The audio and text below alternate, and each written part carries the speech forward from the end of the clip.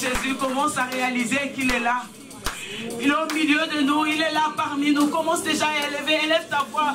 Commence à célébrer, à adorer Jésus, à lui dire qu'il est pour toi avec tes propres mots, bien-aimés. Commence à lui dire qu'il est pour toi, Jésus. Tu es ma force, oh Dieu Tout-Puissant. Tu es ma force, oh Jésus. Tu es ma force, oh Dieu. Tu es ma force, oh Dieu.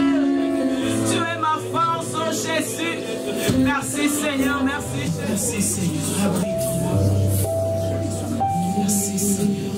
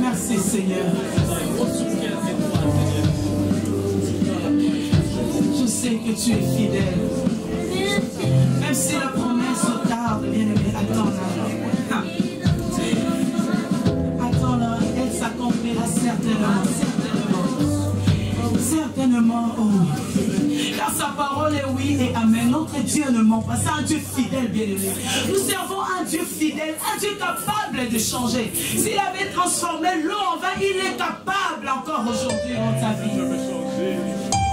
Il est capable encore. Moi je crois, bien-aimé. Je ne sais pas si tu crois comme moi, mais moi je crois. Moi je crois que Dieu est capable. Je sais qu'il est fidèle. Papa est fidèle. Je sais que tu es fidèle.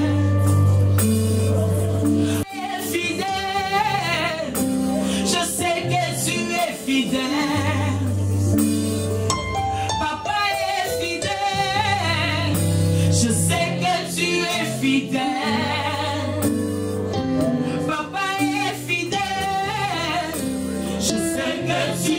fidèle. Papa est fidèle.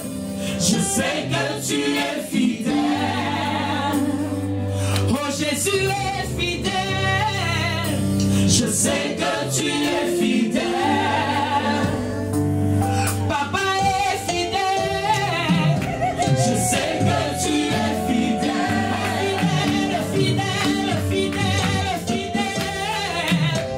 Je sais que tu es fidèle. La fidélité de Dieu. La fidélité dans nos vies. Dans nos vies. Ah, Jésus. Tu es fidèle, Jésus.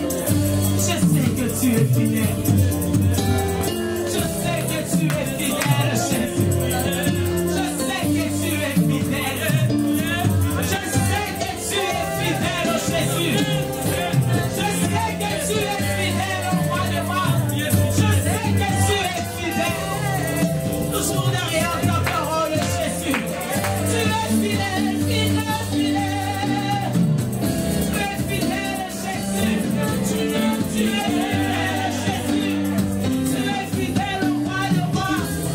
Et Dieu fidèle. Je sais que tu es mon Père. Et Dieu fidèle qui ne te laisse pas. Alléluia, tu veux, Jésus. Tu veux, oh Jésus. Tu peux le faire, oh Jésus. Car si tu es pour nous, qui sera contre nous? Qui peut s'élever contre nous? Qui peut, Seigneur Dieu, s'élever contre nous? Oh Jésus. Merci Seigneur. Merci Seigneur.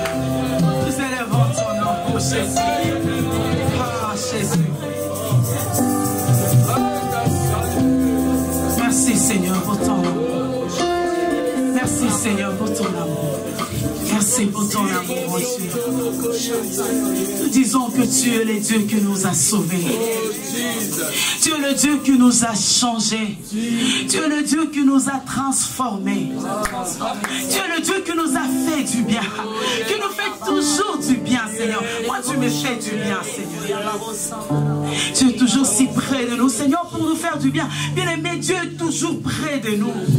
Il est toujours si près de toi. Il est si près de toi. Si près de toi, mon ami, il est là. Il est là, Jésus. Il est là. Il ne ment pas. Il ne ment pas. Il ne ment pas. Oh Jésus. Merci Seigneur. Merci Jésus. Oh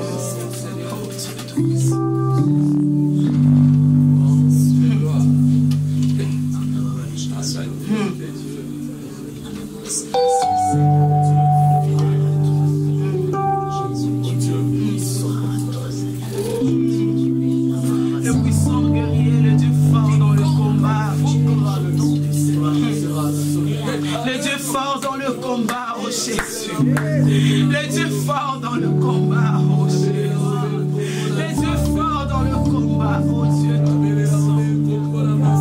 Merci Seigneur. Oh Jésus. Oh. Alléluia.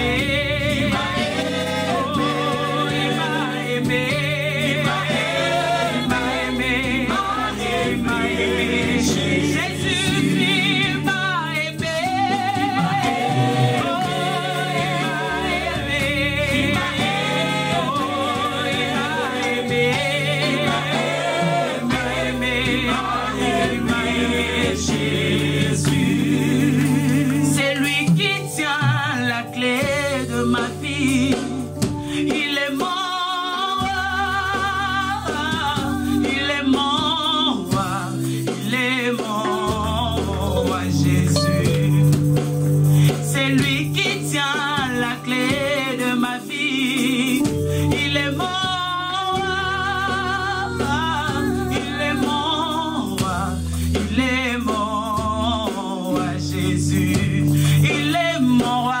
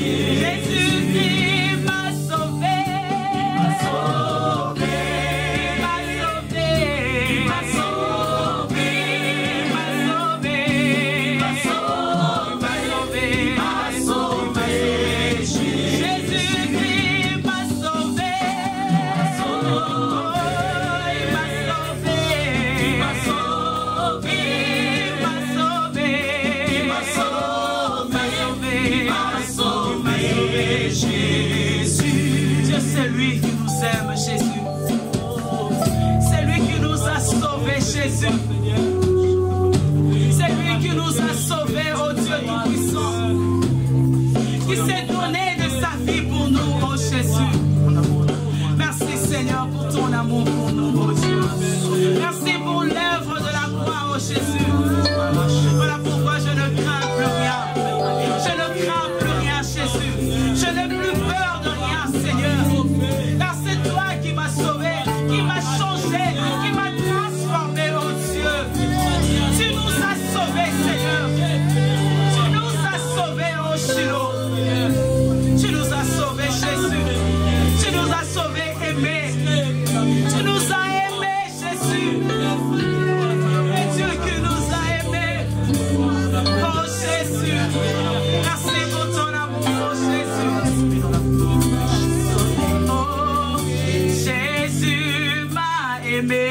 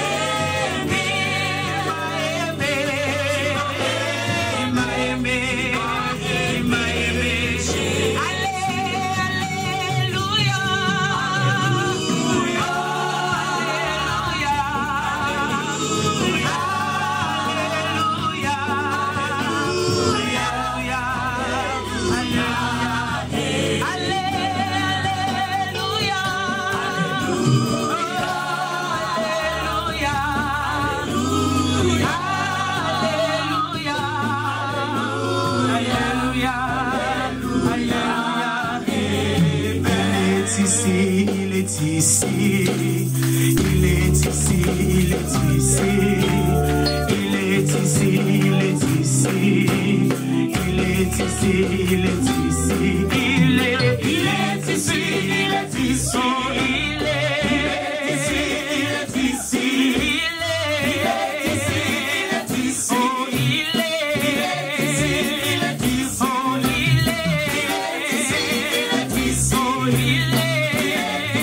est ici, il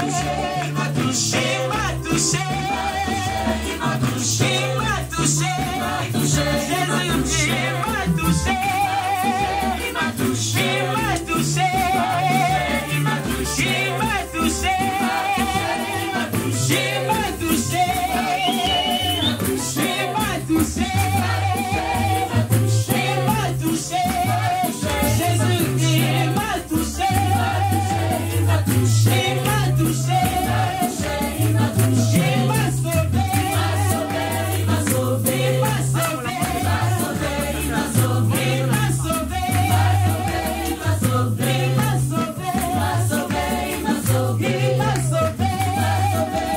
sauvé, il m'a sauvé, il m'a sauvé,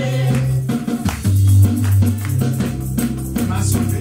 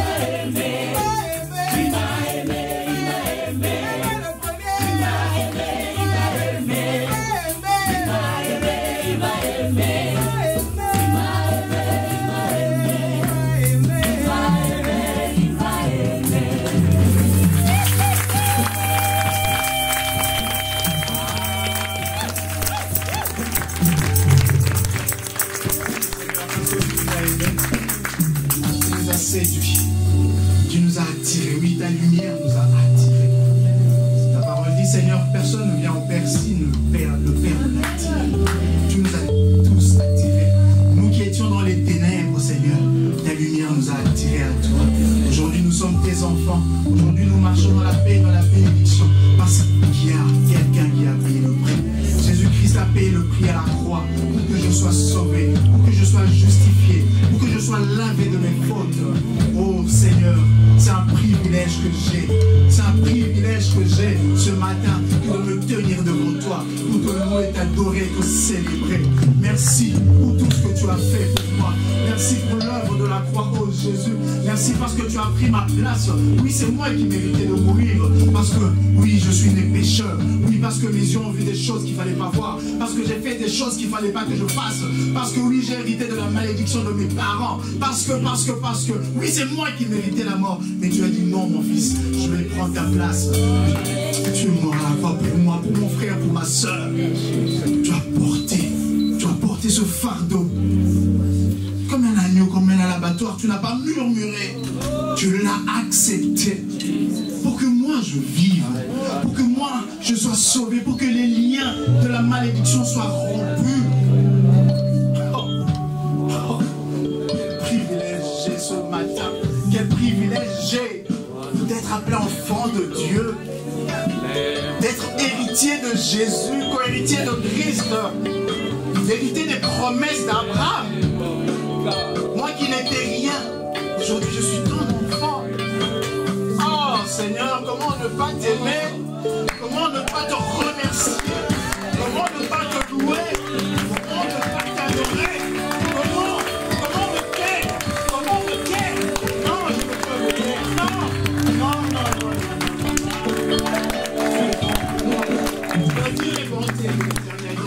tu vas les proclamer. Tu vas proclamer les bontés de l'Éternel dans ta vie. La Bible dit compte les bienfaits de l'Éternel. Le souffle de vie qu'il te donne, la maladie dont il t'a guéri, le travail qu'il t'a donné, le véhicule que tu as pris pour arriver en ce lieu, il t'a gardé, il t'a protégé. Quel privilège! Quel privilège! Quel privilège! Nous voyons dans l'actualité ces chrétiens qui sont persécutés. Et toi aujourd'hui, tu peux proclamer librement ta foi. Frapper la poitrine en disant je suis chrétien. Réalise le privilège que tu as, réalise cela. Oh Seigneur, non, je ne peux me taire, non, je ne peux me taire, non, je ne peux me taire devant un si grand Dieu, devant autant des bienfaits. Non, je ne peux fermer ma bouche, non. Tu es bon, tu es fidèle à ta promesse, à tes promesses, à ton alliance. Tu ne manges jamais. Non, tu ne dis jamais. Nous les hommes, nous pouvons oublier. Nous les hommes, nous pouvons abandonner. Nous pouvons être infidèles. Oui. Combien de fois nous promettons et nous oublions. Et toi, tu restes fidèle. Fidèle à ta parole. Fidèle à ta parole. Papa est fidèle. Je sais que tu es fidèle. Mon roi est fidèle. Je sais que tu es fidèle. La fidélité de Dieu. Papa est fidèle. Je sais que tu es fidèle. Mon roi est fidèle. Je sais que tu es fidèle. Fidèle, fidèle, fidèle, fidèle. Je sais que tu es fidèle. Papa est fidèle. Je sais que tu es fidèle. Emmanuel, Emmanuel, Emmanuel, Emmanuel. Oh, je chanterai ta fidélité. Emmanuel, moi je chanterai ta fidélité. Emmanuel, moi je chanterai ta fidélité. Emmanuel, moi je chanterai ta fidélité. Emmanuel, je chanterai ta fidélité. Emmanuel. Il est fidèle. Amen. Amen. Amen. Amen. Il est fidèle. Il est fidèle. C'est vrai. Vous savez, quand je regarde les Écritures, la fidélité de Dieu à sa parole, à son alliance. Quand Dieu donne sa parole, il s'engage.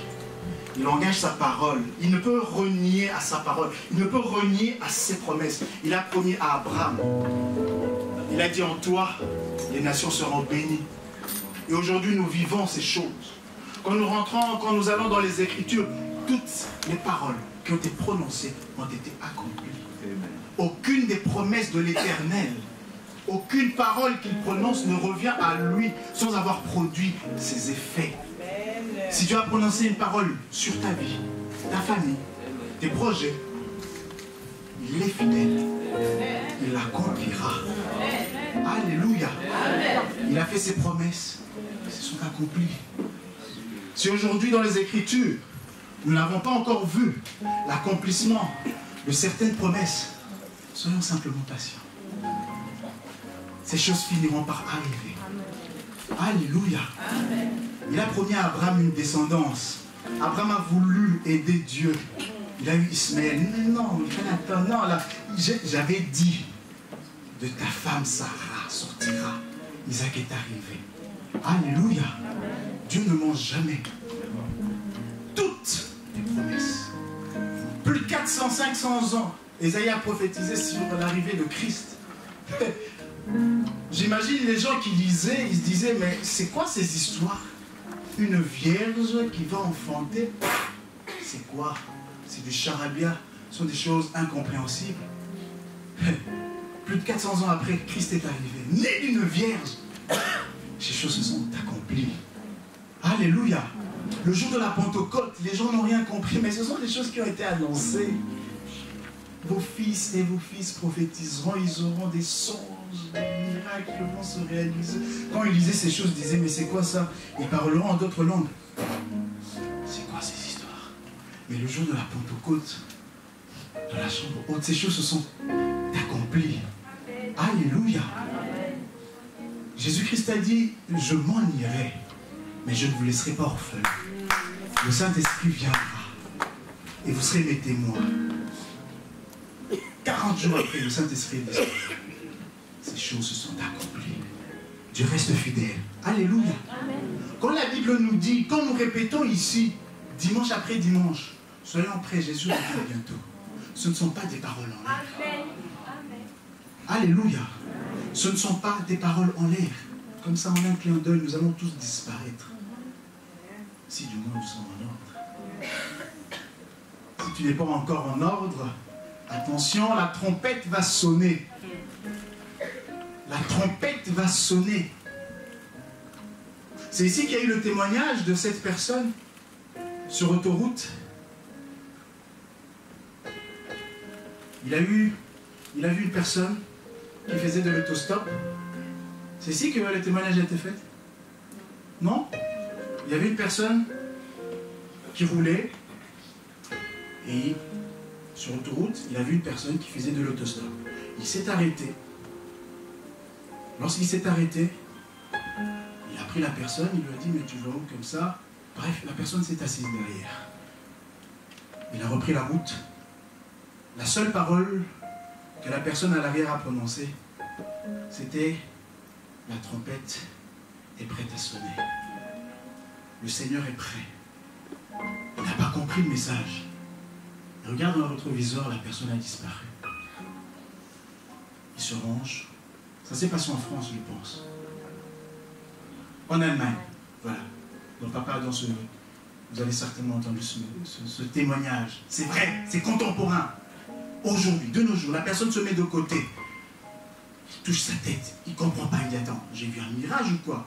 Et les motards, les policiers qui passaient, qui le voient sur le côté, ils s'arrêtent.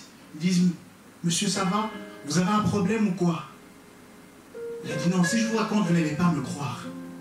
Les policiers disent, racontez quand même, parce que nous voyons que vous êtes dans un état pas normal.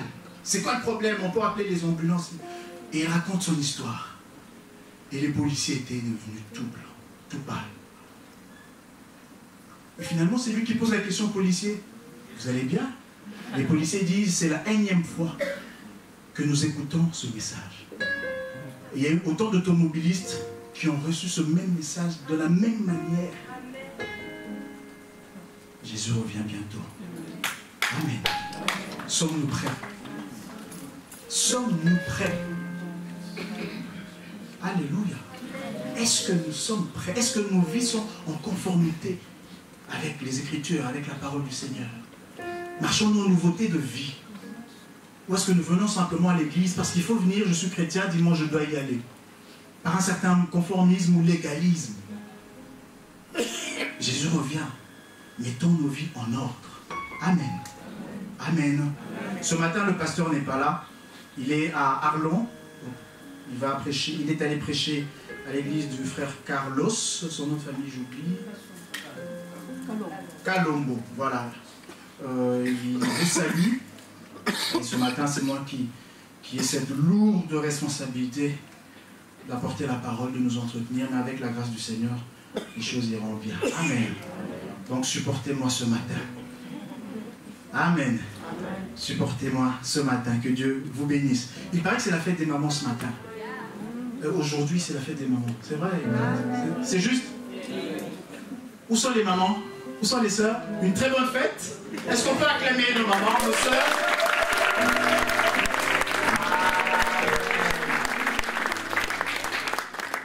la femme vertueuse. Soyez cette femme vertueuse dont parle la Bible. Amen. Que le Seigneur vous bénisse et qu'il se souvienne de vous, de nous tous. Amen. Et ce matin, je vais, par la grâce du Seigneur, nous entretenir sur un sujet qui a longtemps été l'objet de vives discussions dans l'Église, depuis même le temps de Jésus, au moment des apôtres, et encore aujourd'hui, sur la loi et la grâce. C'est un sujet immense qui peut nous prendre 2-3 ans. Nous n'arriverons pas à l'épuiser. C'est immense. C'est tellement immense. La loi et la grâce. Et ce matin, je prends juste un aspect minime comme ça, qui concerne la loi et la grâce, mais selon l'épître de Paul aux Galates. Nous connaissons tous l'apôtre Paul. Au moment de sa conversion, il a eu à réaliser, après sa conversion, il a eu à réaliser des voyages missionnaires, énormément de voyages. Dans le bassin méditerranéen, en Europe, en Asie, spécialement l'Asie mineure, il a beaucoup voyagé. Et il a également visité la ville, ou plutôt la cité des Galates, la Galatie. C'est une région qui se situerait aujourd'hui aux environs de l'actuelle Turquie. En tout cas, c'est dans cette région-là, ce qu'on appelait l'Asie mineure. Et lors de son premier voyage, donc je disais, il est arrivé dans cette région. Il a annoncé l'évangile de Jésus-Christ. Il a parlé de l'évangile. Il a parlé que Christ est mort pour toi, pour moi, pour nous tous. Il a été cloué à la croix. Il a versé son sang. Et grâce à son sacrifice, vous et moi sommes sauvés. Gratuitement. Si du moins nous croyons en lui. Tous ceux qui croient en Jésus sont sauvés. Tous ceux qui croient en Jésus-Christ ont le salut, ont la vie éternelle. C'est cet évangile-là, entre autres, le message qu'il a véhiculé. Et les frères et sœurs de Galates ont reçu la parole avec beaucoup d'empressement. Il y a eu des églises qui ont été implantées et l'œuvre du Seigneur a prospéré dans cette région. Quelque temps après, il y a eu des frères, je mets frères entre guillemets, parce que lui-même, l'apôtre Paul va les qualifier des faux frères, des juifs, qui sont arrivés dans la région et ont apporté un message. Le message qu'ils ont apporté a porté préjudice à l'évangile tel qu'il a été apporté par les apôtres, spécialement dans cette région par Paul. Paul a parlé du salut par la grâce, où ils sont venus avec un autre message, le salut par les œuvres. Vous êtes sauvés, vous avez cru en Jésus, c'est bien, vous avez bien fait de croire. Mais votre salut n'est pas total. Votre salut est incomplet. Parce qu'il y a la loi de Moïse qui nous parle de la circoncision. Vous savez que ce christianisme tire sa source de la loi de Moïse. Et la loi de Moïse prescrit justement la circoncision. Mais vous ne vous êtes pas circoncis. Donc votre salut est nul. Votre salut ne vaut rien. C'était ça le message qui a été apporté aux frères et sœurs de Galates. Ils étaient dans une confusion. Ils ne savaient plus quoi faire. Attends, l'apôtre Paul nous dit, il suffit de croire. Et vous venez de dire qu'il faut rajouter autre chose au fait de croire. Ils étaient perdus. Et cette nouvelle est arrivée jusqu'aux oreilles de l'apôtre Paul. Et il a été affecté. Paul a été sérieusement affecté par cette triste nouvelle. Et c'est dans ce contexte-là qu'il va prendre sa plume pour rédiger l'épître que nous appelons l'épître aux Galates. Il commencera par les salutations, par dire que l'évangile que j'ai reçu, je ne l'ai pas reçu d'un homme, mais de Dieu. Et immédiatement, il va commencer par réprimander les Galates. je m'étonne de ceux que vous vous êtes détournés si promptement de l'évangile qui vous a été annoncé. Si promptement, cela veut dire quoi? Cela veut dire que vous êtes inconstant. Ça me touche que vous soyez inconstant. Vous avez reçu l'évangile de vie, vous avez reçu la parole de vie. On vous a appris que vous êtes sauvés par grâce au moyen de la foi. Et on vient vous dire autre chose et vous les acceptez, vous les gobez.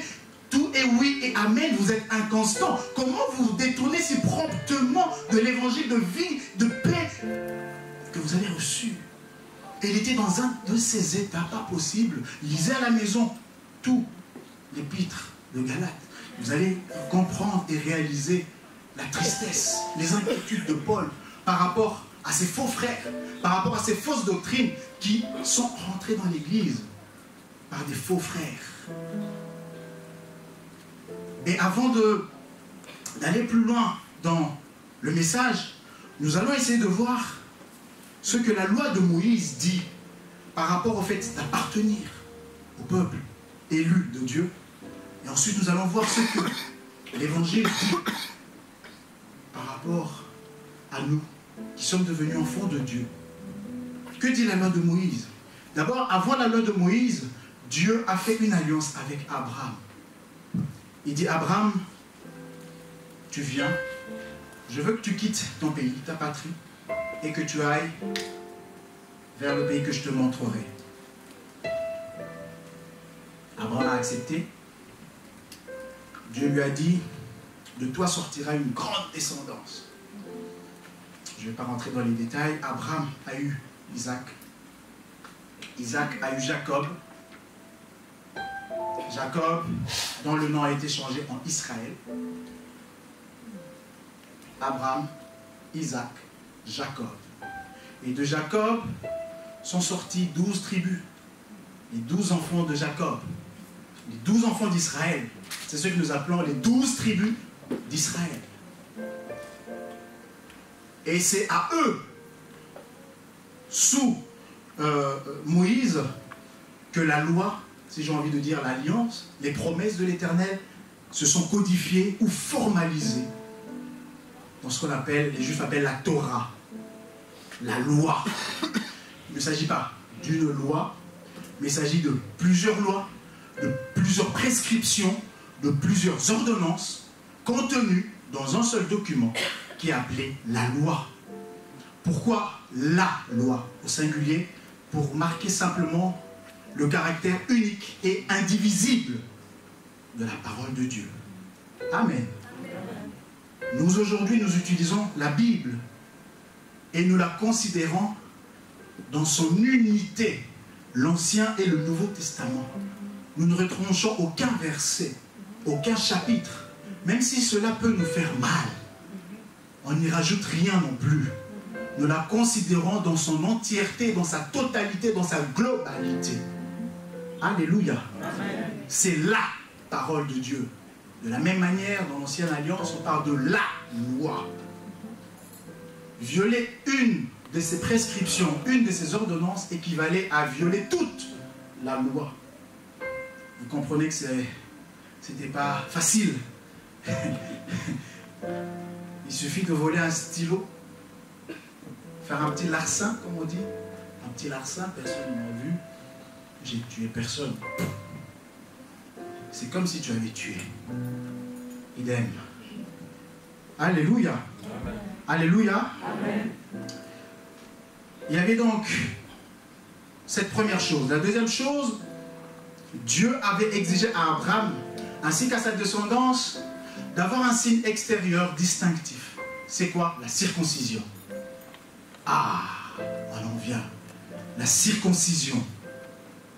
Ça sera quelque chose qui marquera la différence entre le juif et le non-juif. C'est ce que nous dit Lévitique 12. L'Éternel dit à Moïse, transmets ses instructions aux Israélites. Lorsqu'une femme deviendra enceinte et qu'elle mettra au monde un fils, elle sera impure pendant 7 jours. Elle sera impure comme au moment de ses règles. Le 8e jour, l'enfant sera circoncis. C'est inscrit noir et blanc dans la loi. 8e jour, l'enfant sera circoncis. Et les Juifs respectent scrupuleusement cette loi-là. Donc il y a d'un côté les règlements, les règles, la loi. De l'autre côté, cette chose si spéciale, si particulière pour les hommes, hein, de se faire circoncire. De cette manière-là, ok, on se reconnaît comme étant le peuple élu de Dieu. Les esclaves, les domestiques, les personnes qui travaillaient pour des juifs vivaient au milieu du peuple. Eux aussi devaient se faire circoncire. Ah oui, vous êtes juif, vous avez un domestique chez vous, vous avez un grand troupeau, vous avez des bergers, des femmes de ménage, un peu, si on peut dire ça. Les femmes, des hommes de ménage. Tous devaient se faire circoncire. Et si, par choix, Papa Didier décide d'aller vivre au milieu du peuple comme un immigré, c'est-à-dire je fais le choix, moi, de vivre au milieu de ce peuple, eh bien tu devais également te faire circoncire. C'est pas moi qui le dis, c'est Exode 12, 44. Tu circonciras tout esclave acquis à prix d'argent, et il pourra en manger. Ici, on parle de la Pâque. Donc pour participer à la Pâque, et la Pâque, pour manger la Pâque, il fallait faire partie de la grande famille d'Israël.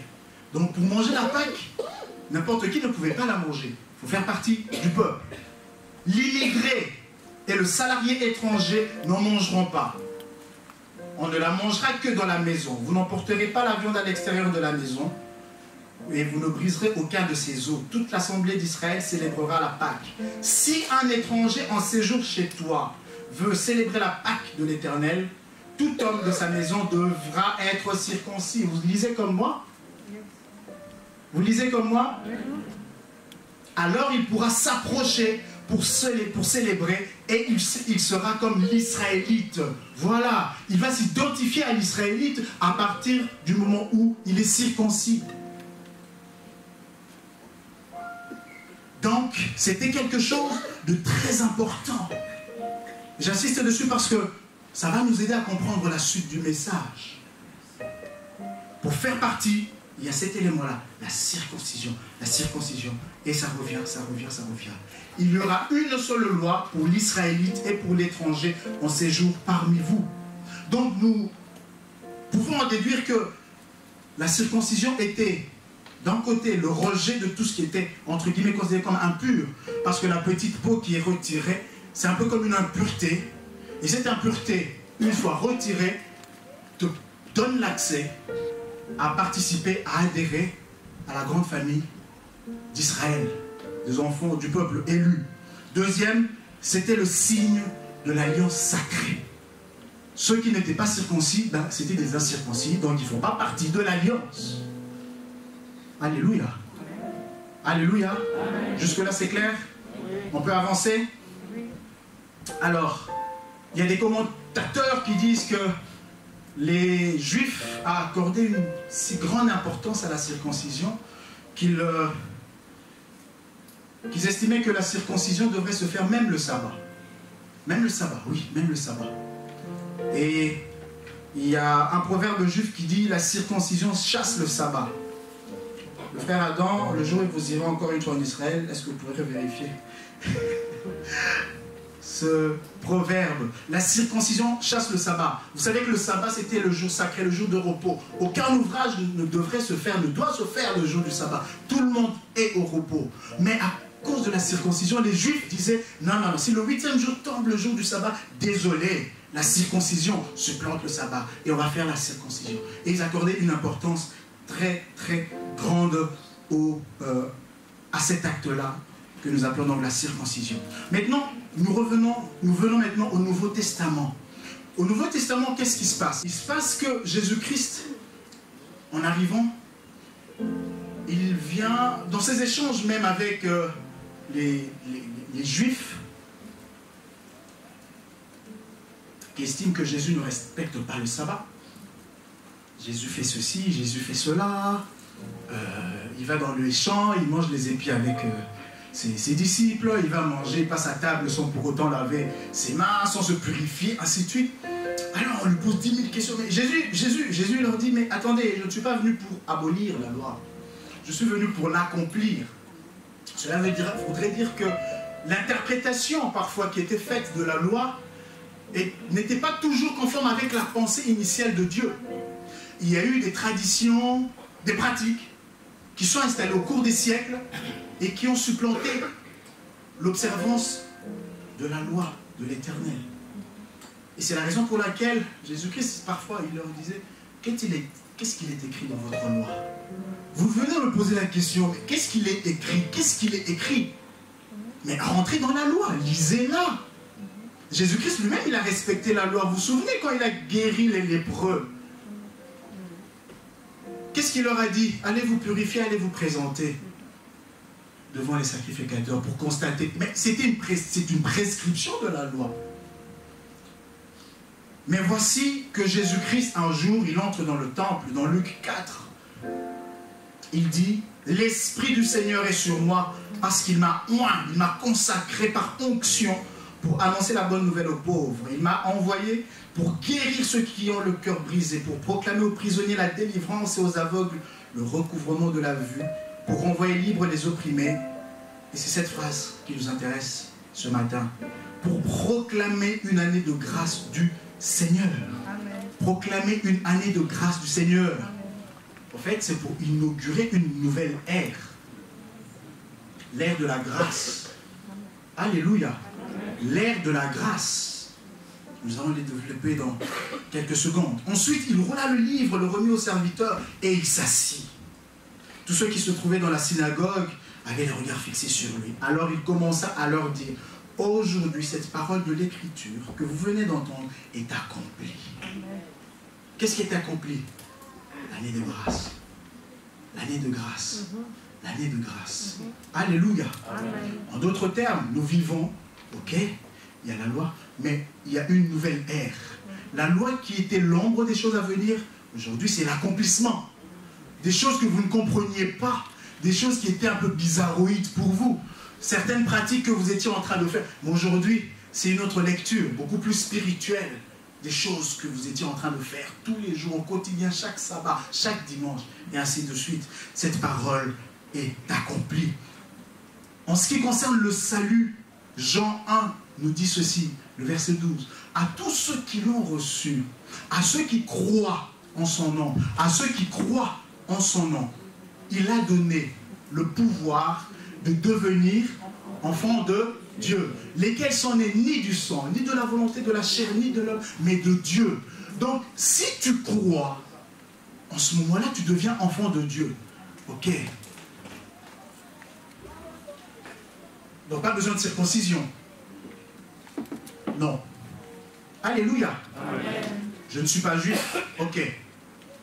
Je ne suis pas non plus esclave. Non. Je ne suis pas non plus immigré. Physiquement, je ne vis pas avec les Juifs. Alléluia. Amen.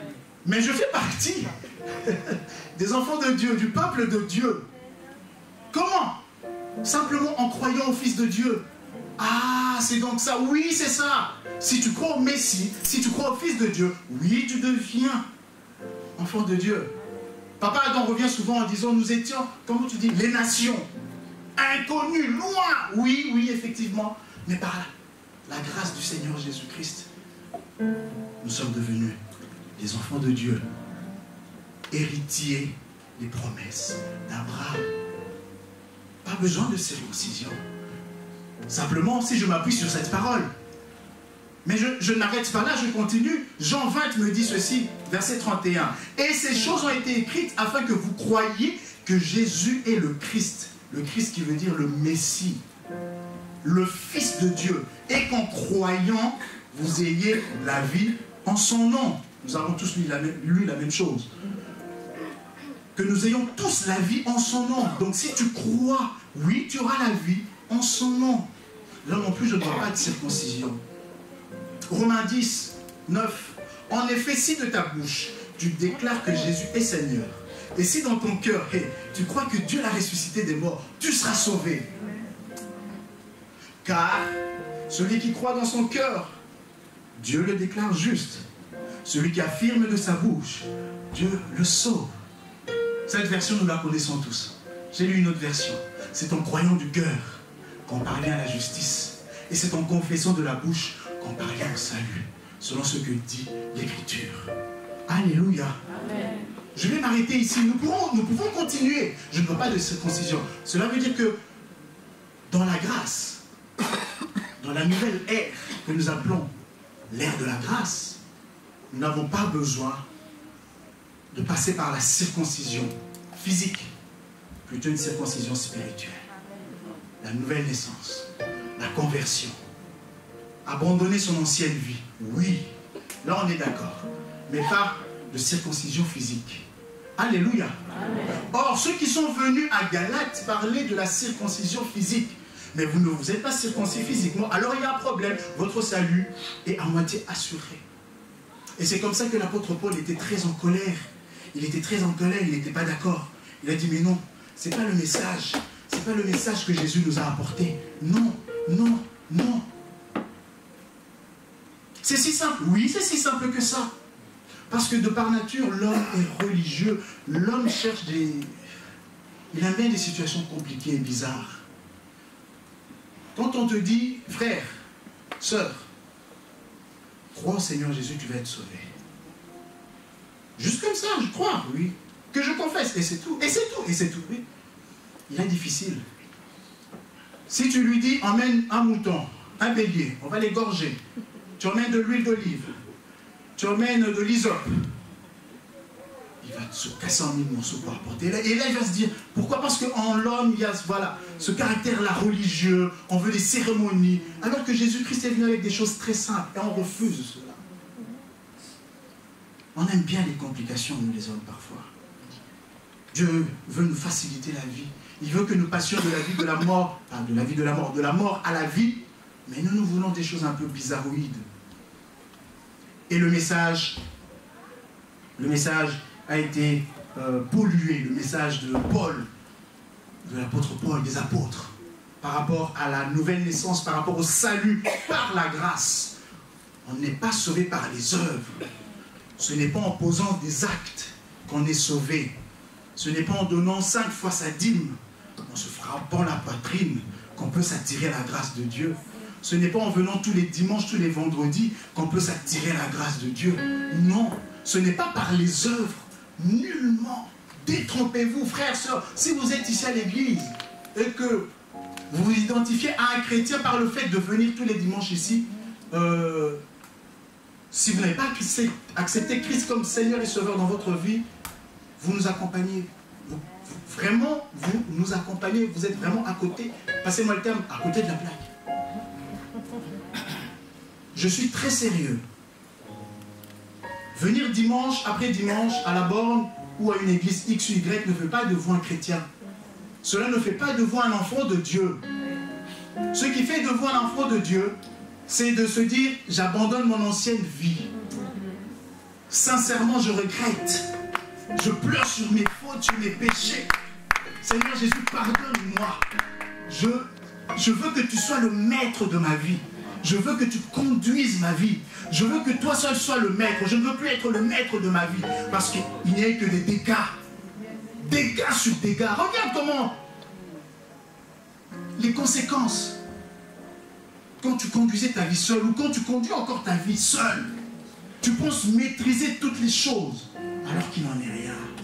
Tu n'es ni maître de ton souffle, ni maître de ton travail, maître de rien du tout. Tu vis au pied de la croix. Tu dis, Seigneur, je reconnais mon tort. Seigneur, pardonne-moi. Sois le maître. Dirige ma vie. Sois mon Seigneur. Chaque matin, j'aimerais rechercher ta face, afin que tu guides mes pas, afin que ta lumière m'éclaire.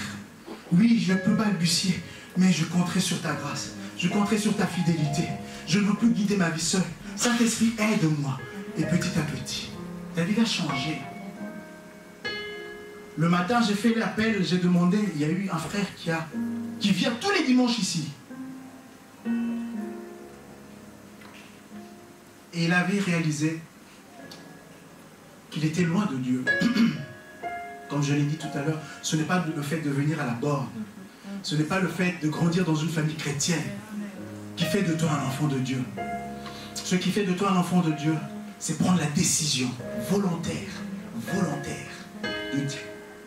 de dire, Seigneur Jésus, je viens à toi. Je vais reposer la même question au deuxième culte. Si vous êtes là et que vous m'entendez, vous voulez faire ce pas, il s'agit de votre salut. La tempête est prête à sonner. Tu n'as jamais fait. Tu n'as jamais invité Jésus-Christ dans ta vie comme Seigneur et Sauveur. Mais tu viens tous les dimanches. C'est ta vie, n'aie pas honte. Lève-toi. Nous allons prier pour toi. Tu vas faire partie de la grande famille des enfants de Dieu. Il n'y a aucune honte. Il n'y a aucune honte. Si tu es là, je t'attends. Lève-toi. Nous allons prier ensemble. Ensuite, je vais continuer mon message. Y a-t-il quelqu'un qui veut faire ce pas? Y a-t-il quelqu'un qui veut faire ce pas? Si tu es là, lève ta main ou lève-toi. Tu es devant Dieu. Tu n'es pas devant un homme. Tu es devant ton Dieu, ton Créateur. La grâce est là ce matin. Y a-t-il quelqu'un?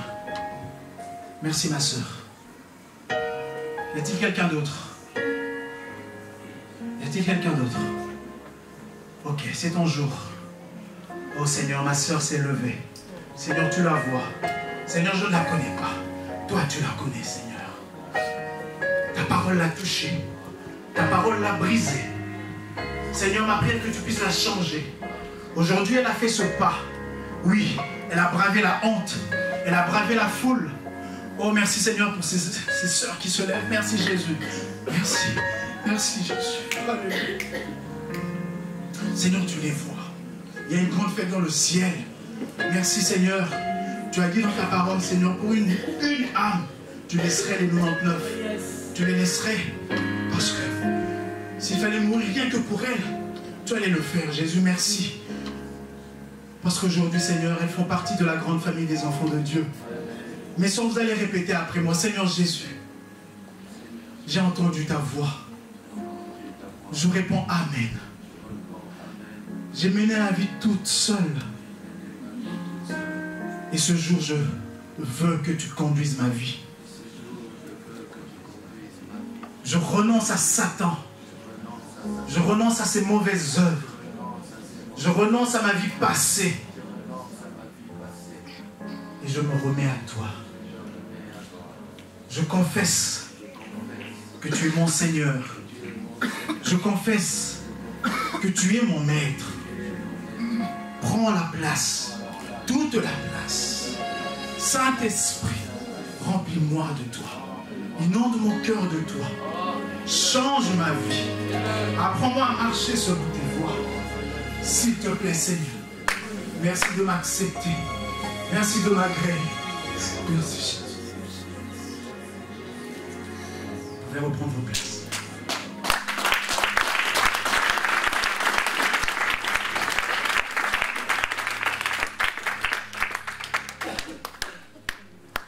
Pour faire la synthèse de ce que je viens de dire tout à l'heure, la loi, dans l'ancienne alliance, la loi, pour faire partie du peuple élu de Dieu, d'Israël, si on est juif, si on vit parmi les juifs, soit parce qu'on y travaille, parce qu'on est immigré, on devait se faire circoncire et respecter la Torah, la loi, dans son entièreté. Dans la nouvelle alliance, une nouvelle ère a été inaugurée par Jésus-Christ. Le temps de la grâce. Il l'a dit lui-même. L'Esprit du Seigneur est sur moi pour inaugurer une année de grâce. Et là, nous n'avons plus besoin de circoncision. Nous avons besoin simplement de croire. Nous croyons et ainsi nous faisons partie de la grande famille des enfants de Dieu. Est-ce pour autant que nous ne devons pas faire les œuvres que nous recommande la parole de Dieu? Nous devons faire. Nous devons porter des fruits dignes de la repentance. Ce que je veux dire, c'est quoi? C'est que si nous restons dans l'esprit des faux frères qui sont venus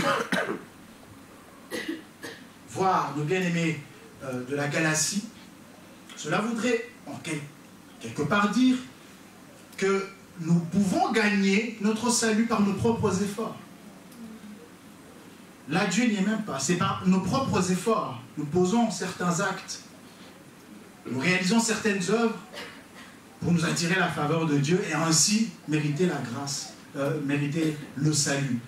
Or, le salut ne se mérite pas. C'est une question de grâce. Parce que tous ont péché et sont privés de la gloire. Or, Jésus-Christ est venu pour que nous soyons rachetés de nos fautes. Et son sang nous lave, son sang nous purifie, son sang nous justifie. Ainsi, Dieu, quand il nous regarde, sa foudre ne peut pas s'abattre sur nous parce qu'il voit le sang de l'agneau. Et il y a la faveur. Et il y a la faveur. Alléluia. À Pâques, il y avait eu un séminaire, on a beaucoup parlé sur cela. Le sang qui devait être mis sur les linteaux des maisons. Quand le destructeur arriverait, qu'il ne puisse pas y entrer, simplement parce qu'il y a le sang de l'agneau.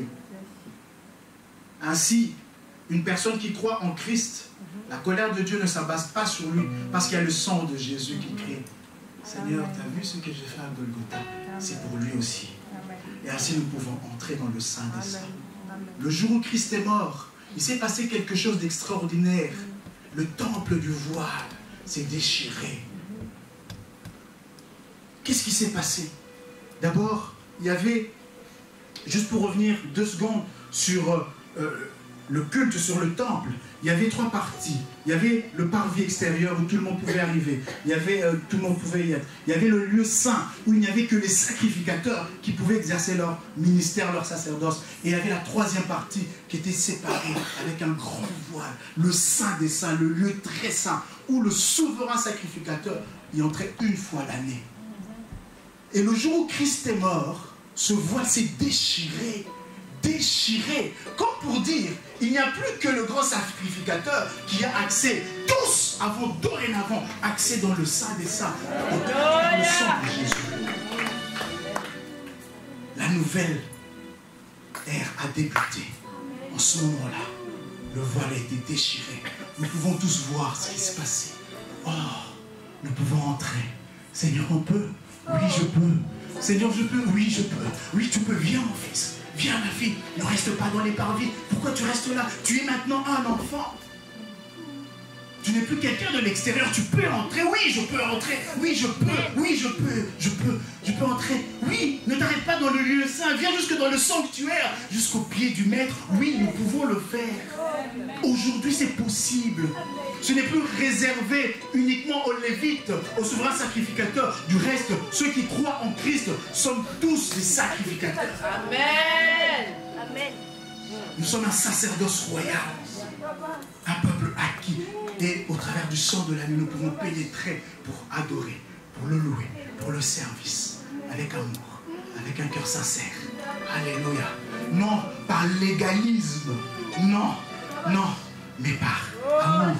Par amour, par amour. Quand tu viens dimanche, frère, sœur, tu viens par légalisme ou bien tu viens par amour? Tu viens en traînant les pieds ou bien tu viens parce que tu aimes le Seigneur? Tu viens parce que tu te dis, si je ne viens pas, papa Didier, papa Adam vont me téléphoner, je t'ai pas vu au culte, tu étais où? Alors comme je n'ai pas envie d'entendre cela, alors je viens. Alors là, tu passes à côté, frère, sœur. Là, tu es un légaliste. Tu es un légaliste. Non, je dois aller au culte, je dois aller vendredi. Mais ok, mais est-ce que ta maison est propre, ta maison est correcte? Viens par amour, mets dans l'ordre chez toi à la maison, et puis viens louer, adorer Dieu avec un cœur pur, avec un cœur sincère. Amen. Alléluia. Amen. Les mamans, c'est la fête des mamans. Bon, les papas aussi. Avant de venir ici, rassurons-nous que tout est en ordre à la maison. Rassurons-nous. Ne soyons pas des activistes. Être à l'église parce que je dois être à l'église. Non. Venons par nous. Mais mettons d'abord de l'ordre chez nous. Je vous renvoie à 1 Timothée, de Timothée aussi, on nous parle de la charge d'évêque et de diacre. Il faut que sa maison soit ordonnée. C'est ainsi que tu pourrais exercer correctement. Si ta maison est en désordre, comment? Tu ne sais pas gérer ta maison, comment peux-tu gérer les histoires de Dieu?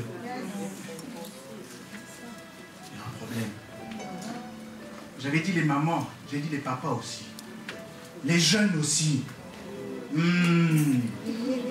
Rassurons-nous d'avoir bien fait nos devoirs. Amen. Le salut a été offert à l'humanité gratuitement au moyen de la foi. Ah, revenons à Paul, qu'est-ce qu'il... Il s'est érigé en faux contre ces faux frères qui sont venus dire qu'il faut, en plus de la foi, la circoncision. Et l'apôtre n'était pas d'accord. Il a dit, c'est pas possible. Et il dit lui-même dans Galates, au verset 8, il dit, si quelqu'un, même moi, même nous, vous annoncions un autre message, même un ange qui vient du ciel. Remarquez, il n'a pas dit un ange de Dieu. Il a dit un ange venant du ciel. Vous annonce un autre évangile que celui que nous vous avons annoncé, qu'il soit maudit, qu'il soit anathème. Et il continue, verset 9. Je le répète, qu'il soit anathème. Je l'ai dit et je le répète maintenant. Si quelqu'un vous prêche un autre message que celui que vous avez reçu, qu'il soit maudit, qu'il soit maudit. C'est la raison pour laquelle il est important pour les frères et sœurs de la borne, de bien connaître les Écritures, de rester dans la saine doctrine. Et là, j'aimerais dire un mot aux frères et sœurs qui passent tout leur temps sur YouTube à écouter des prédications. Vous êtes en train de vous polluer. Ne prêtez pas oreille à tout, s'il vous plaît. Ne prêtez pas oreille à tout. Faites attention, s'il vous plaît. Parce qu'il y a des faux frères. Il y a des sœurs qui n'honorent pas la parole de Dieu, qui sont loin de la saine doctrine. Ils vont prendre la Bible et vont en tordre le réel sens, simplement pour nous en égarer. Faisons très attention. Très attention. Et du reste, la plupart, certains, pas tous, certains vous diront, il ne faut même plus aller aux églises, parce qu'on vous arnaque là-bas. Il faut faire attention, frères et sœurs. Et l'apôtre Paul n'a pas hésité à exprimer ses inquiétudes dans son épître, dans sa lettre. Non seulement il dit que ses frères, ses faux frères, ou même si c'est un ange, vous pouvez avoir une apparition la nuit. Hein. Vous dormez, vous dites, ah, c'est l'ange XY qui m'est apparu, qui m'a dit de ne pas prier pendant une semaine. Qu'il soit anathème, cet ange-là. Parce que la Bible me dit, priez sans cesse. Alléluia. Ça peut être un ange qui m'apparaît, ça peut être la Vierge Marie, ça peut être une personne qui t'apparaît, qui dit, je suis l'ange Gabriel, qui te dit, dorénavant, à partir d'aujourd'hui, on ne prie plus au nom de Jésus-Christ. Vous devez d'abord venir chez moi avant de passer au Père. Et toi, tu dis, oui, j'ai eu une apparition. Qu'il soit anathème. Alléluia. Qu'il soit anathème. Je n'ai pas honte et je n'hésite pas à le dire parce que c'est écrit. Un autre évangile que celui que nous vous annonçons, qu'il soit anathème, qu'il soit homme, qu'il soit ange, entre guillemets, parce qu'un ange qui vient de Dieu ne peut pas vous dire des choses d'Écriture. Le pasteur a eu à faire un séminaire ici sur les anges. Là encore, je ne reviendrai pas dessus. Parce qu'un ange qui est envoyé par Dieu ne peut qu'annoncer les oracles du Seigneur. Et ces oracles ne vont jamais en contradiction avec les Écritures. Amen. Amen. Il est inquiet, Paul. Il dit, je crains fort que toute la peine que je me suis donnée pour vous n'ait été inutile. Et il rajoute au verset 20, je voudrais tellement être au milieu de vous en ce moment pour vous parler sur un autre ton, car je suis inquiet à votre sujet. Il est inquiet parce qu'il y a un faux message qui est véhiculé. Il y a des faux frères, il y a des fausses doctrines, il y a des faux prophètes, il y a des faux docteurs qui s'introduisent pour dire des choses fausses. Il est inquiet par rapport à ça. Oui, nous aussi nous sommes inquiets parce qu'il y a des fausses doctrines qui circulent un peu partout. Et malheureusement, il y a certains chrétiens qui mordent à l'hameçon. Il est inquiet parce que les Galates sont inconstants. Quand il a commencé son épître, il a dit « Je m'étonne de ce que vous vous détourniez si promptement. » Je crois que je l'ai dit au début de mon message. Vous vous détourniez si promptement. Vous êtes dans une inconstance. L'apôtre Paul vient dire A, vous dites Amen. Le frère Adam vient, il vous dit B, vous dites Amen. Papa Thierry vient et vous dit C, vous dites Amen. Mais vous êtes où? Un pied dedans, un pied dehors. Ne soyez pas inconstants, ne soyons pas inconstants. Il dit, vous vous détournez si promptement. Vous aviez bien commencé, Mais qu'est-ce qui s'est passé? Qu'est-ce qui s'est passé? Qu'est-ce qui s'est passé? On viendra vous dire, vous avez cru à Jésus? Oui. Vous avez été baptisé? Oui. Où ça? À la borne. Comment ça?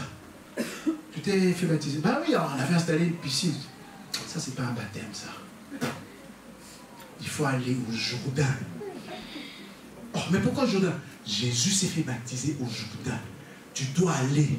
C'est ça le vrai baptême qui compte aux yeux de Dieu. Parce que Jésus-Christ est entré dans le Jourdain. Toi aussi, tu vas. Et toi aussi, tu vas prendre du crédit pour acheter un billet d'avion pour le séjour. Simplement parce que tu ne comprends pas.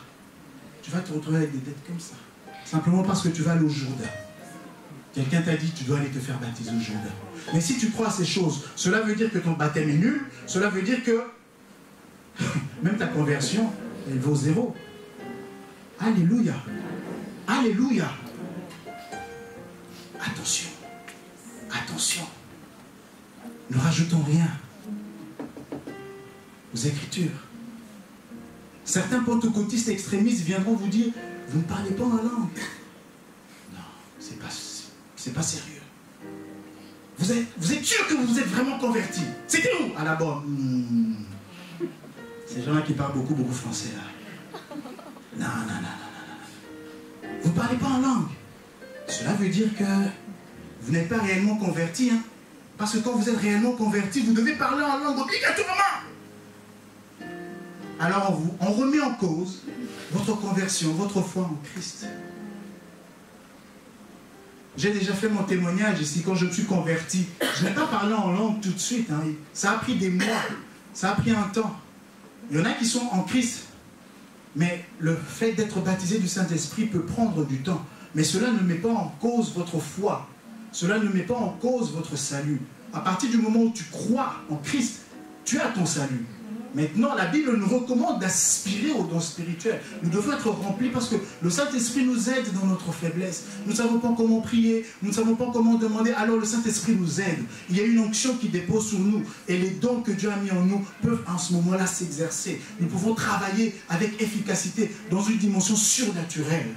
Alléluia. Aspirons à ces choses. Aspirons à ces choses. Moi, j'ai été frustré. On fait un premier appel. Ceux qui veulent être baptisés du Saint-Esprit, j'avance. On prie, on impose les mains. Il y en a même sur qui on n'impose pas les mains, ils tombent là. Ils commencent à parler, et puis un autre qui pleure, et puis qui commence à parler. Moi, rien. La prière est finie, je rentre à ma place. Je dis, ah, Dieu ne m'aime pas. Deuxième appel, j'avance encore. On prie pour les autres, on impose des mains. Moi, rien. Je rentre à ma place. À un moment donné, j'ai commencé même à douter. J'ai dit, c'est pas normal. Comment se fait-il que les autres là, tout de suite? Et j'ai été baptisé de Saint-Esprit, pas par imposition de main, c'était à la maison. Dans ma chambre à coucher, en train de prier. Et c'est en ce moment-là que j'ai commencé à parler en d'autres langues. J'ai été baptisé du Saint-Esprit. Alléluia. Mais ce que je veux dire, c'est que cela ne remet pas en cause ta foi. Quand tu as cru en Christ, tu as le salut.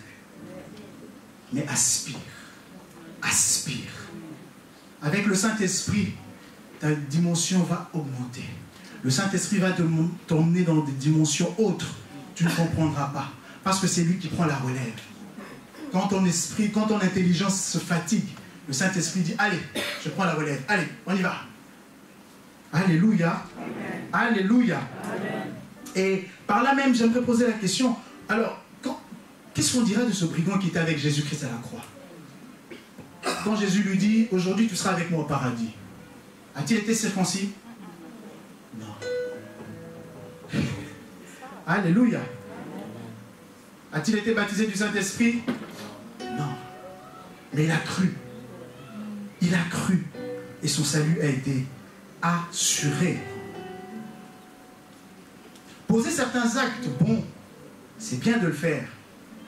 Ne pensons pas que lorsque nous disons nous sommes sauvés par grâce, que nous puissions simplement dire oui, vu que je suis sauvé, c'est bon, je n'ai pas besoin de poser des actes d'exercer l'hospitalité ou la libéralité. Non, ce n'est pas ce que la Bible nous enseigne. La Bible nous enseigne justement à exercer ces choses-là. Du reste, ces choses sont la conséquence, tout simplement, du fait que nous ayons cru, du fait que nous aimons le Seigneur, du fait que nous marchons en conformité par rapport à sa parole. Cela nous pousse à donner notre offrande, notre dîme, dans la discrétion, sans pour autant crier haut et fort. C'est moi qui ai acheté ces micros. C'est moi qui ai offert ces chaises à la barre. Alléluia.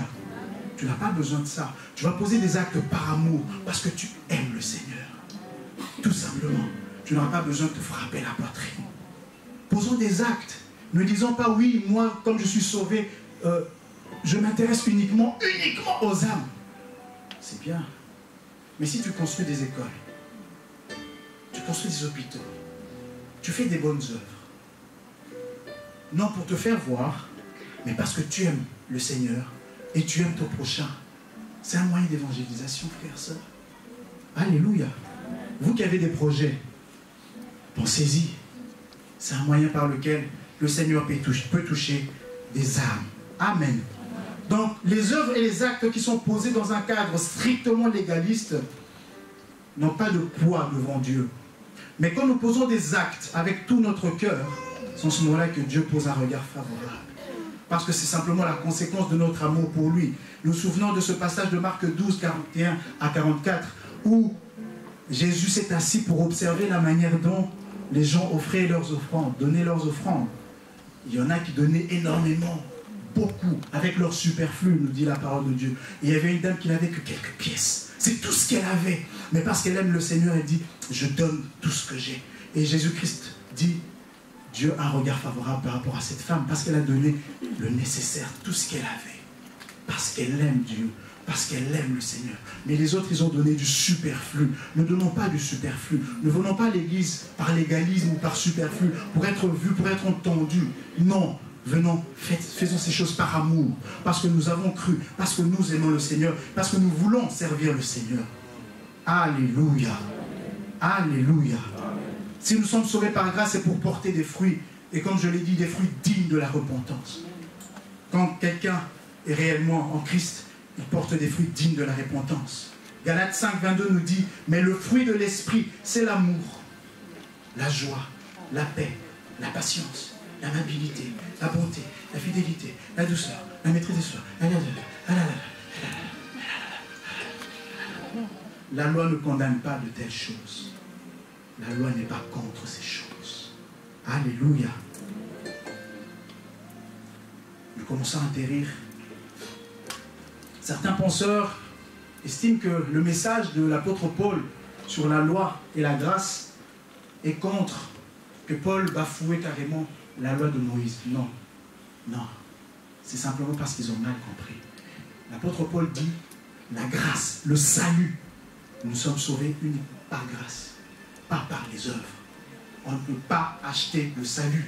On ne peut pas acheter le salut.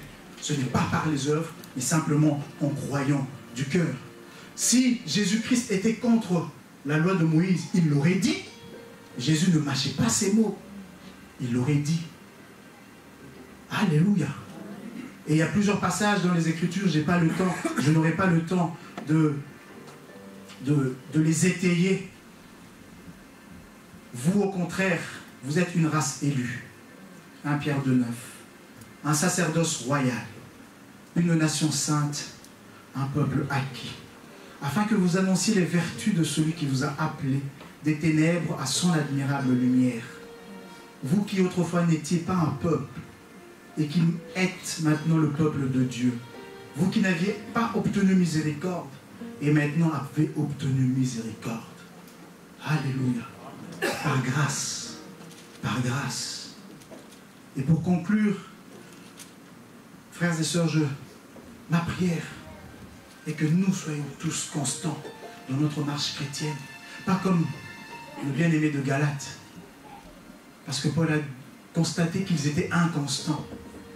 Il a vu qu'ils étaient inconstants. On leur apporte un autre évangile, ils acceptent, sans pour autant consulter les Écritures, sans pour autant se référer aux aînés. La même situation s'était passée à Antioche, vous savez. Est-ce qu'on peut mettre acte 15, s'il vous plaît? de 1 à 29. C'est un peu long, mais je crois que c'est un devoir. Voilà, on va s'arrêter là. C'est un devoir puisque l'heure est très avancée. À Antioche, la même situation s'est présentée. Et ce qui s'est passé, c'est que l'affaire a été portée jusqu'à Jérusalem. On a dit, Paul, on nous a dit que tu refuses que les frères puissent se faire circoncire. L'apôtre Paul a dit, mais c'est contraire au message de l'évangile. L'apôtre Paul a expliqué tout ce qu'il devait expliquer par rapport au salut que nous avons au moyen de la foi, par la grâce de Dieu. Et les apôtres ont été d'accord avec lui. Ils ont dit, ok, ça va, pas besoin de circoncision. Mais simplement, qu'il n'oublie pas les veuves, qu'il n'oublie pas les aumônes, qu'il n'oublie pas... Allez lire à la maison. Vous serez édifiés par rapport à cela. Alléluia. Soyons constants dans notre marche chrétienne, pas comme nos bien-aimés de Galates. Restons attachés aux Écritures et à la saine doctrine. Lisons la Bible. Quand nous ne la comprenons pas, les responsables sont là. Un coup de fil, un email. On peut consacrer 1 heure à discuter, à échanger. Alléluia. Le salut a été offert gratuitement à ceux qui croient en Jésus-Christ. Il n'y a plus rien d'autre à ajouter. C'est le salut offert gratuitement au travers du sang de l'agneau. Tout est grâce. Il n'y a aucun mérite. Aucun mérite. Tout est grâce. Et nos œuvres ne sont que la conséquence. Ne sont que la conséquence de notre conversion, de notre nouvelle manière de vivre. Quand nous donnons nos dîmes, quand nous donnons nos offrandes, quand nous exerçons la libéralité, l'hospitalité, quand nous venons ici pour louer, adorer, chanter, célébrer l'Éternel, c'est avec amour, sans contrainte. Amen. Puisse Dieu nous bénir.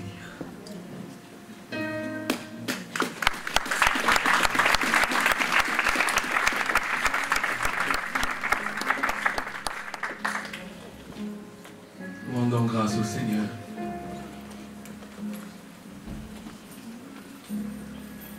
Merci notre Dieu, merci pour le Saint-Esprit qui conduit son Église.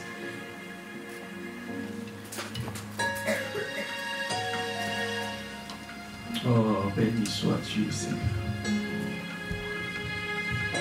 Tu nous aimes, Seigneur, tu nous aimes. Tu veux que nous atteignions la stature parfaite de Christ. Tu veux que nous soyons des chrétiens affermés. Des chrétiens, Seigneur, qui ne sont pas baladés de gauche à droite, mais qui demeurent fermes. Oh, merci. Merci pour cette porte qui est ouverte. Cette porte de la révélation, cette porte de la connaissance. Seigneur, nous voulons connaître. Nous voulons connaître, Seigneur. Nous voulons qu'il y ait un dépôt énorme et consistant dans nos vies, Seigneur. Nous voulons connaître Christ. C'est cela notre prière. Te connaître, mieux te connaître. Oh, merci, Seigneur. Sois béni, notre Dieu.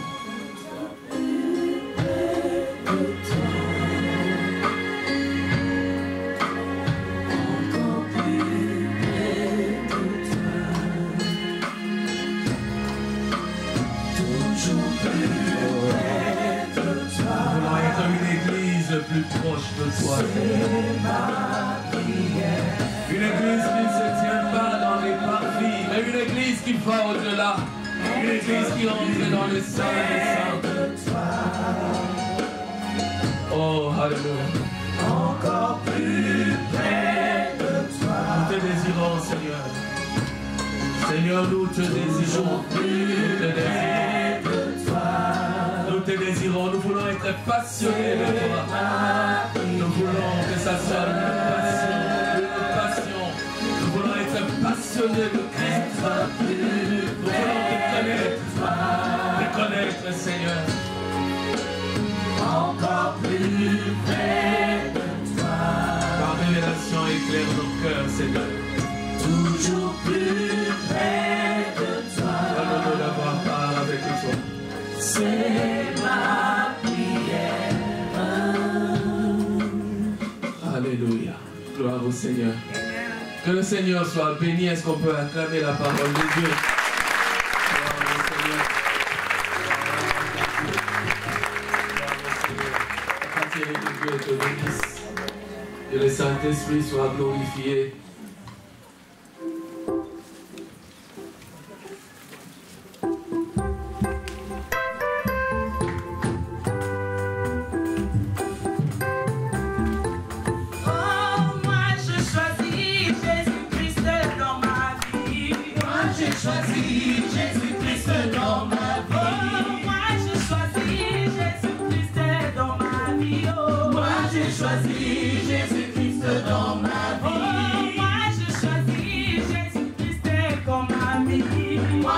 Choisis Jésus-Christ dans ma vie. Moi j'ai choisi Jésus-Christ dans ma vie. Moi j'ai choisi Jésus-Christ dans ma vie. Je ne veux plus reculer.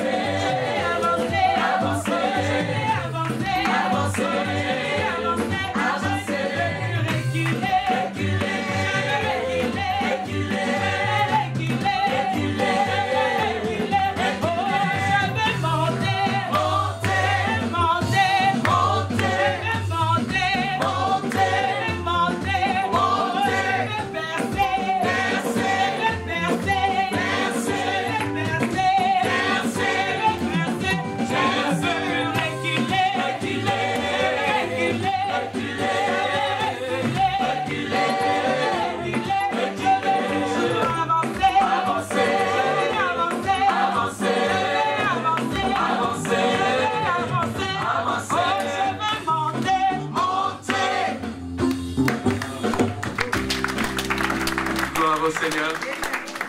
Que le Seigneur vous bénisse, vous et vos familles. Gloire au Seigneur. Nous sommes arrivés à la fin. Puis vous demander de vous mettre debout. Nous allons clôturer ce moment de prière. Gloire à Dieu. Ah, je vois mon frère Gervais. Que Dieu te bénisse. Gloire au Seigneur. Éternel Dieu Père, nous voulons te rendre grâce et dire merci. Merci à toi, le Dieu de l'Église, à toi qui as dit, je bâtirai mon Église, et les séjours des morts ne prévaudront point contre elle. Ton Église est en marche, Seigneur. Tu la purifies, tu la nourris, Seigneur, tu prends soin d'elle. Et ce matin, tu es encore pourvu, Seigneur, pour nos esprits, pour nos âmes, afin que nous soyons cette Église debout, cette Église, Seigneur, qui marche en vainqueur, cette Église qui est plus proche de toi. Seigneur, voici l'heure de nous quitter, le moment de nous séparer. Nous prions que ton Saint-Esprit nous accompagne. Nous prions que la communion de l'Esprit Saint soit notre partage. Nous prions que l'amour de Dieu le Père nous accompagne. Nous prions, Seigneur, que tu nous accordes, Seigneur mon Dieu, le succès en cette semaine qui va débuter. Nous prions que lundi soit béni. Nous prions que mardi soit béni. Nous parlons à mercredi. Nous disons que tu es béni. Que jeudi soit béni. Que vendredi soit béni. Que samedi soit béni. Que le dimanche soit béni. Seigneur, merci Père.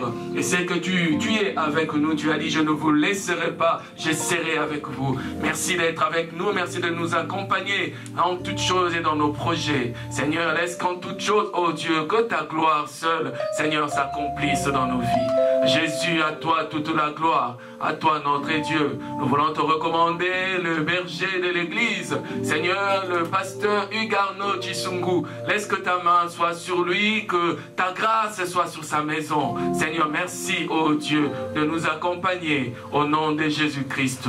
Nous disons tous ensemble, Amen. Amen. Que le Seigneur vous bénisse.